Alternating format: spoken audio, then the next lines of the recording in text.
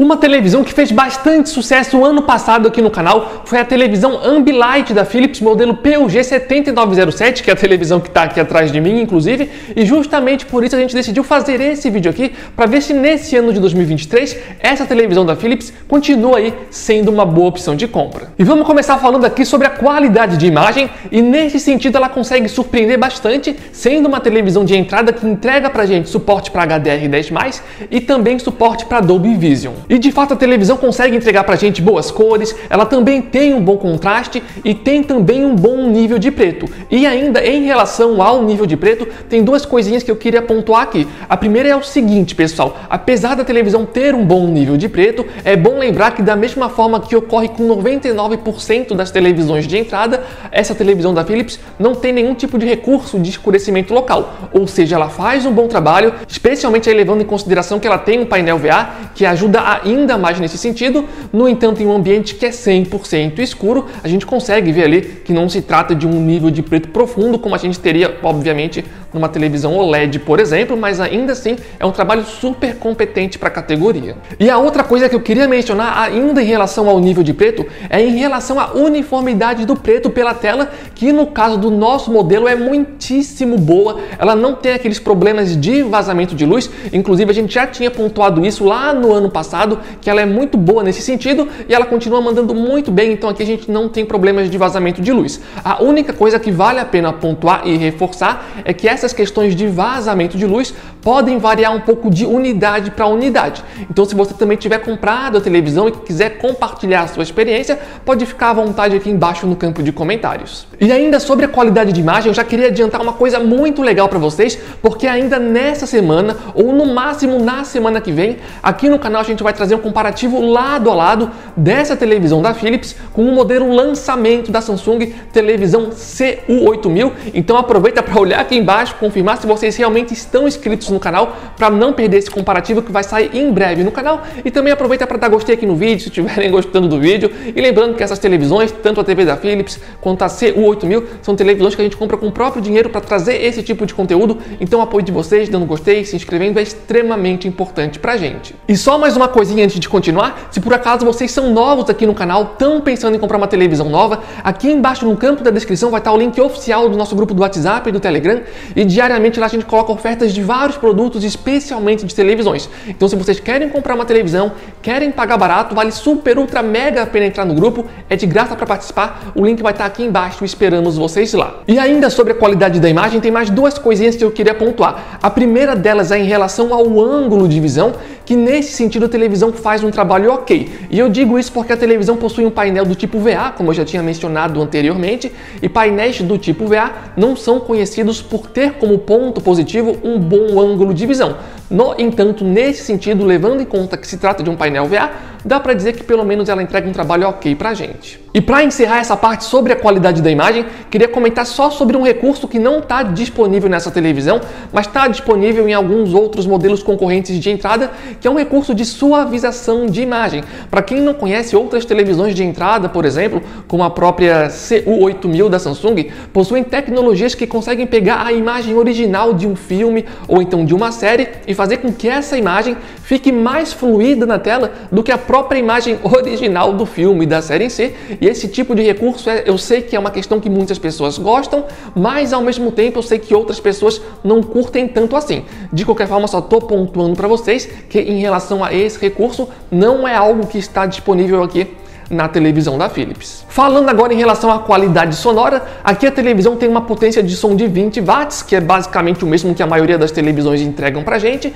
e ela também já vem com suporte para Dolby Atmos. No geral, de qualquer forma, em relação à qualidade sonora em si, dá pra dizer que é um trabalho bem competente para uma televisão de entrada, especialmente para o modelo de 50 polegadas, mas ao mesmo tempo não chega assim a ser algo impressionante, sabe? De qualquer forma, para a categoria e levando em consideração o tamanho, dá sim para dizer que é um trabalho bem legal. Em relação agora agora ao sistema operacional da televisão. Aqui a TV da Philips utiliza o sistema Android TV, que tem como ponto positivo o suporte a aplicativos, então nesse sentido a televisão é sem dúvidas muitíssimo completa. No entanto, tem um ponto negativo aqui, pelo menos em relação a essa televisão da Philips, que é em relação à fluidez do sistema geral. Não é aquele tipo de sistema que é super, ultra, mega lento, mas é aquele sistema que às vezes vai te responder bem, mas vai ter outros momentos onde ela vai responder alguns segundos a mais do que o necessário para responder os comandos que tu faz no controle, sabe? E quando isso acontece, obviamente é algo meio chatinho e sim, é algo que poderia ser melhor aqui na televisão. Não acho que seja algo assim para fazer você desistir de comprar a televisão,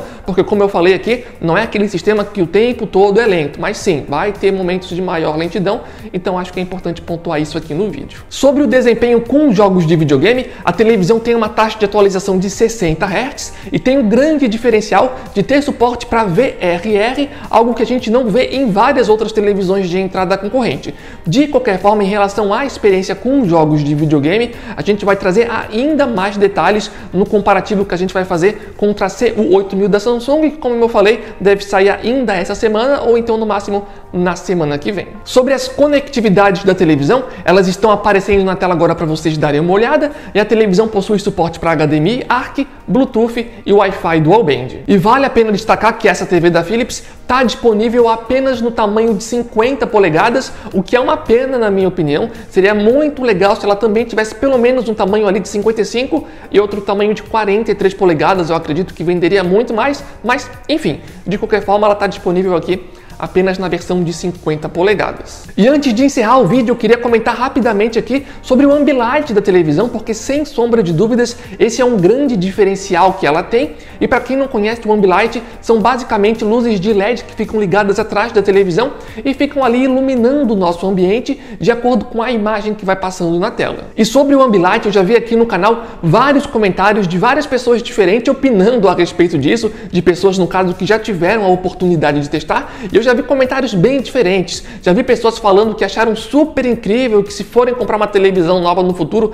tem que ter Ambilight também, mas eu já vi outras pessoas falando que testaram ali e não curtiram tanto assim a experiência. De qualquer forma, o que vale destacar aqui nesse vídeo é que o Ambilight pode ser configurado, tá, pessoal? Então vocês conseguem desligar ele completamente se vocês quiserem, e vocês conseguem ajustar inclusive a intensidade do brilho e a intensidade da saturação das cores que o Ambilight entrega pra gente. E se vocês quiserem, vocês ainda conseguem fazer com que o Ambilight fique sempre ali numa cor fixa, sempre vermelho, sempre laranja, sempre rosa, por exemplo. Então é outra possibilidade que a gente tem aqui com o Ambilight. Mas então, pessoal, será que vale a pena ou não vale a pena tá comprando essa televisão nesse ano de 2023? Na minha opinião, a resposta é sim, pessoal. Vale a pena comprar a televisão, já valia ano passado e continua valendo a pena nesse ano de 2023. Como a gente viu aqui nesse vídeo, ela não é uma televisão perfeita, no entanto, levando em consideração o preço dela e os diferenciais que ela entrega pra gente, eu diria que sim,